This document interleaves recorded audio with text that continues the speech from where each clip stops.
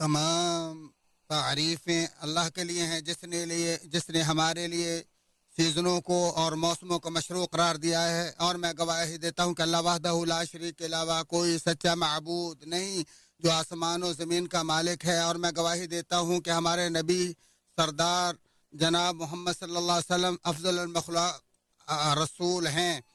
اے اللہ، آپ اور آپ کی آل و اصحاب پر صلاۃ و سلام اور برکتیں نازل فرما۔ حمد و ثنا کے بعد اے مسلمانوں، میں تمہیں اور اپنے آپ کو اللہ عز و جل کے تقوی کی وصیت کرتا ہوں۔ یہ قیامت کے لیے زبردست زاد راہ ہے۔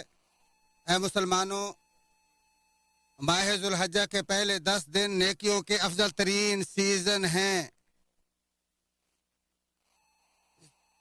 چنانچہ جس نے اس موسم میں خوب نیکیاں کمائیں وہ بڑا خوش نصیب، اور جو اطاعت و فرما برداری اور قسم کے نیک اعمال کی دوڑ میں شریک ہوا وہ انتہائی سعادت مند ہے۔ ارشاد باری تعالی ہے تاکہ وہ اپنے لیے فائدہ حاصل کریں اور ان مقررہ دنوں میں اللہ کا نام یاد کریں، اور ان مقررہ دنوں سے مراد یہی ذوالحجہ کے 10 دن ہیں، جیسا کہ ابن عباس اور ابن عمر وغیرہ سلف صالحین رضی اللہ عنہم سے ثابت ہے۔ اللہ تعالیٰ کا ان راتوں کا قسم اٹھانا ان کی عظیم فضیلت اور بلند ترین مرتبے کی دلیل ہے۔ ارشاد باری تعالی ہے، قسم ہے فجر کی اور 10 راتوں کی۔ سلف صالحین سے جمہور مفسرین کے مذہب کے مطابق 10 راتوں سے مراد یہی ذوالحجہ کی 10 راتیں ہیں۔ تو اے کامیابی و کامرانی کے طلبگار اور خیر و خوبی کے متلاشی، ان عظیم الشان دنوں کو ضائع کیے بغیر اپنے رب کے ساتھ عمل صالح کی تجارت کر لو، بلکہ ان دنوں کو ایک سنہری موقع جانتے ہوئے بہت بڑے اجر و ثواب اور خوب فضل کے حصول کی دوڑ میں سب سے آگے نکل جاؤ۔ ابن عباس رضی اللہ عنہما کہتے ہیں کہ آپ صلی اللہ علیہ وآلہ وسلم نے فرمایا، ان ذوالحجہ کے 10 دنوں میں کیا گیا نیک عمل اللہ تعالیٰ کو تمام دنوں کے نیک اعمال سے زیادہ محبوب ہے۔ اور ایک روایت میں ہے، ان 10 دنوں سے زیادہ کوئی دن افضل نہیں ہے۔ صحابہ نے پوچھا، یا رسول اللہ صلی اللہ علیہ وآلہ وسلم، جہاد فی سبیل اللہ سے بھی زیادہ؟ آپ صلی اللہ علیہ وآلہ وسلم نے فرمایا، جہاد فی سبیل اللہ بھی ان دنوں کے عمل کا مقابلہ نہیں کر سکتا، البتہ وہ مجاہد جو اپنے مال و جان کے ساتھ نکلا اور ان میں سے کوئی چیز بھی واپس نہ آئی۔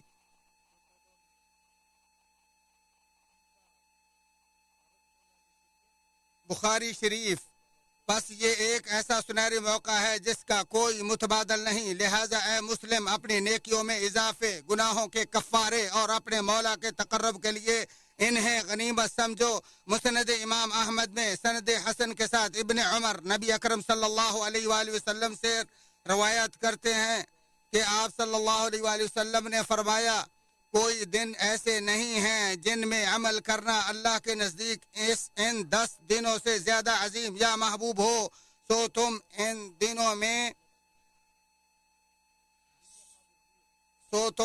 دنوں میں لا الہ الا اللہ، اللہ اکبر، الحمدللہ بکثرت پڑھو۔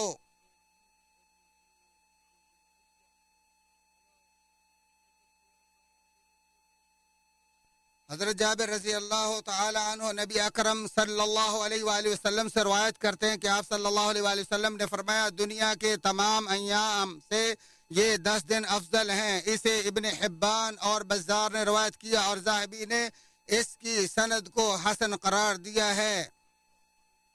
سلف صالحین ان دنوں میں خوب ڈٹ کر جد و جہد اور حصول نیکی میں خوب محنت کرتے، کیونکہ وہ ان کی فضیلت و شرف سے آگاہ تھے۔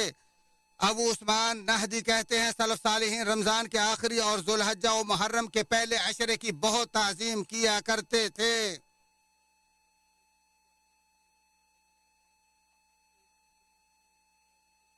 صحیح بخاری میں ہے کہ ابن عمر اور ابو ہریرہ رضی اللہ عنہم ذوالحجہ کے ان 10 ایام میں منڈی اور بازار کی طرف نکلتے اور تکبیرات پڑھتے، اور ان کی وجہ سے تمام لوگ بھی تکبیریں پڑھنا شروع کر دیتے تھے۔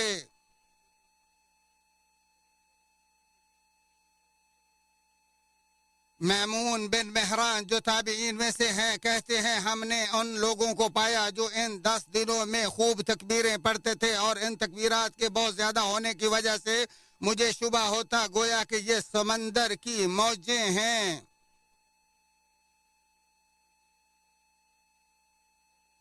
اسی لیے فقہا نے بیان کیا ہے کہ حدیث رسول اللہ صلی اللہ علیہ وآلہ وسلم میں وارد اللہ کا ہر پسندیدہ و محبوب عمل بذریعہ نصوص مشروع ہر نیکی کے لیے عام قاعدہ ہے۔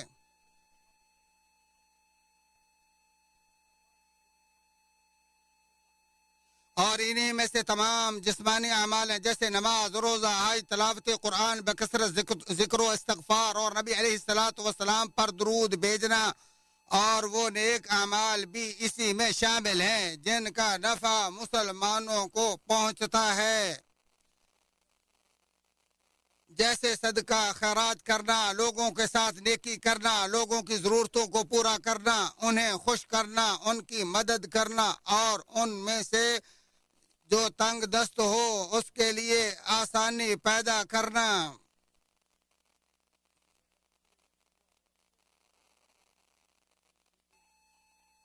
اور جو عمل تاکیداً ثابت ہے وہ ان ایام میں بکثرت ذکر اور استحباباً روزہ رکھنا ہے۔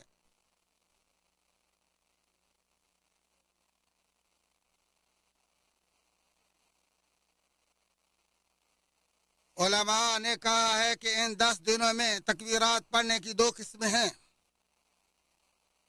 نمبر 1 مطلق، اور وہ ان تمام دنوں میں تکبیرات کا پڑھنا ہے، اور ایام تشریق بھی انہی کے ساتھ شامل ہیں، اور یہ ان تمام اوقات و مقامات میں پڑھی جائیں گی جن میں اللہ تعالیٰ کا ذکر کرنا جائز ہے، نیز یہ تکبیرات بآواز بلند اور جہری پڑھی جائیں گی۔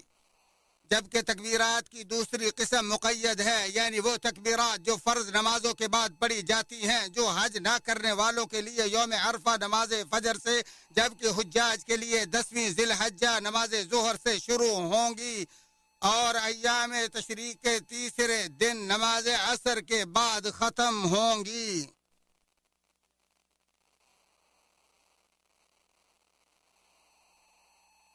اور یہ تمام تر تفاصیل صحابہ کرام اور سلف صالحین کے بہت زیادہ آثار سے ثابت ہیں۔ تکبیرات کے زیادہ تر پڑھے جانے والے الفاظ یہ ہیں: اللہ اکبر، اللہ اکبر، لا الہ الا اللہ، واللہ اکبر، واللہ اکبر، وللہ الحمد۔ اسی پر اکتفا کرتے ہوئے اللہ عظیم سے ہر گناہ کی بخشش مانگتا ہوں، سو تم بھی میرے اور اپنے اور تمام مسلمانوں کے لیے اسی سے بخشش طلب کرو، بے شک وہی غفور الرحیم ہے۔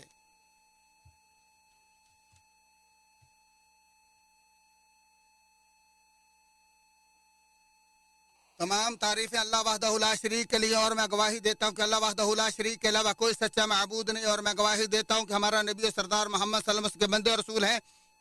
اے اللہ، آپ اور آپ کے آل و اصحاب اور آپ کے آل و اصحاب پر صلاۃ و سلام اور برکت نازل فرمائے۔ اے اللہ کے بندو، جب ذوالحجہ کا چاند طلوع ہو جائے اور انسان قربانی کا ارادہ رکھتا ہو تو اس کے لیے ضروری ہے کہ وہ قربانی کا جانور ذبح کرنے تک اپنے ناخن اور بار کاٹنے سے اجتناب کرے۔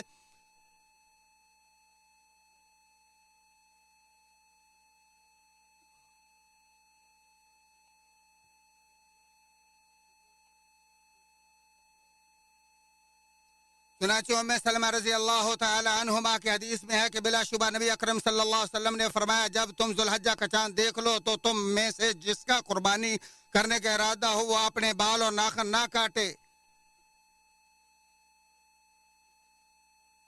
اسے احمد نے مسند میں اور مسلم وغیرہ نے بیان کیا ہے۔ تمام اقوال سے واضح ترین قول یہی ہے کہ بال اور ناخن کاٹنے کے بارے میں انکار تحریمی، اور یہ صرف اسی کے ساتھ خاص ہے جو قربانی کر رہا ہو، اور اس کے وہ اہل و عیال وغیرہ مراد نہیں ہیں جن کی طرف سے قربانی کی جا رہی، اور بعض لفظوں میں ہے اپنے بال اور ناخنوں میں سے تب تک کچھ نہ کاٹے جب تک قربانی نہ کر لی جائے۔